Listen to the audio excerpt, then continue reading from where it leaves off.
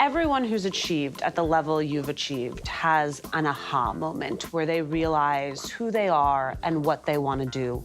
What was that moment for you?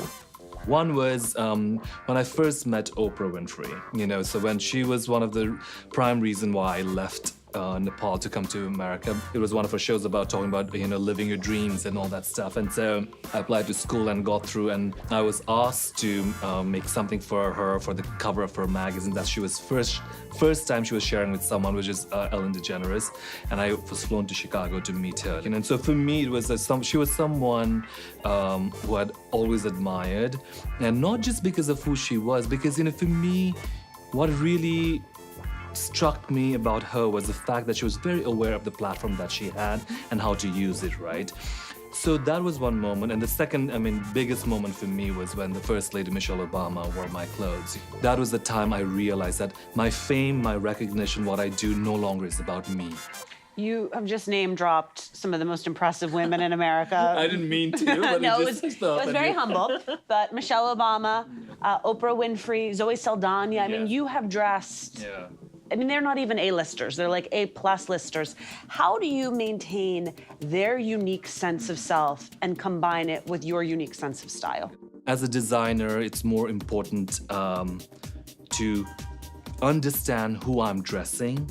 What do they stand for? Because clothing, fashion, and everything is an enhancer. When it's a marriage between the right person and the right kind of clothes, I think there's the essence of who she is comes alive. Whether it's a big event or whether it's red carpet or whatever it is, it's a character you are able to play. Your personal Sasha Fierce. Exactly. After the presidential election, there were many reporters who shared what their story was going to be had Hillary Clinton won the nomination. You had said that you were looking forward to the possibility of dressing her for an inauguration, potentially something when she was president of the White House. Can you give us a sense of what that would have looked like? The reason I am here, my business survives because of women, and to have someone of her caliber was really exciting. So we talked, my dream was to be able to dress someone like her, who may not be considered like the way the First Lady Michelle Obama is considered in terms of fashion terms, but I wanted that moment, the inauguration moment, for her to be about who she is, the clothes to say something. So it was really important for me, and I wanted it to be in my head, and I knew what it was going to be, but it never happened, Give me a little something. Was it a pantsuit? It was a mix of it. It would have been something that I think would have done justice to her, would have, understood and represented the moment.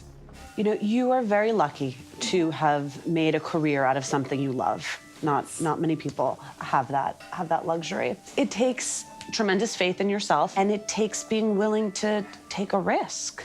You took a big risk.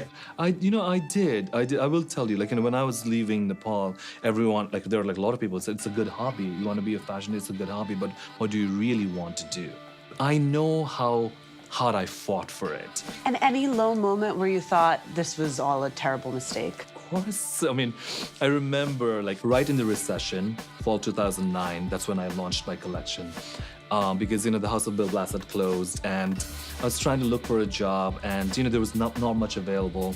And I was like, you know what, I want to give it a shot. And I still remember, I went on unemployment. So I had a little bit of savings from Bill Blass, and I put that into making the collection. I went on unemployment.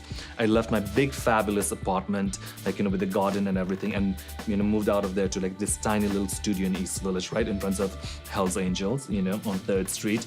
The lack of money, and depending on the unemployment for my food and my survival and all that stuff, it was one of the most challenging things in times in my life. And I remember 2 days before we were doing the presentation for my first collection, I remember sitting in my bed and curled up, and I was like, am I doing the right thing? Am I doing the right thing? And I still remember my sister and I, we had a pact.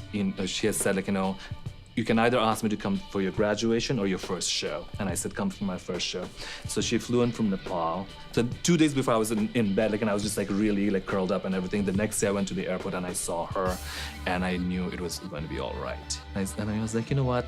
I hope everything goes well. If not, I'm going to blame it on recession. That's what I said. Well, because launching a line, period, is terrifying. But launching a line in the middle of an economic downturn is a really risky proposition. It is. But you know, your instinct, I always say, like, and I follow my instinct, and my instinct is not a whim. It is an instinct based on experience, based on education, based on information. And I just felt it was the right time for me. I just felt it was something I needed to do. And you know, what is life without risks, right? What is life without impossible dreams?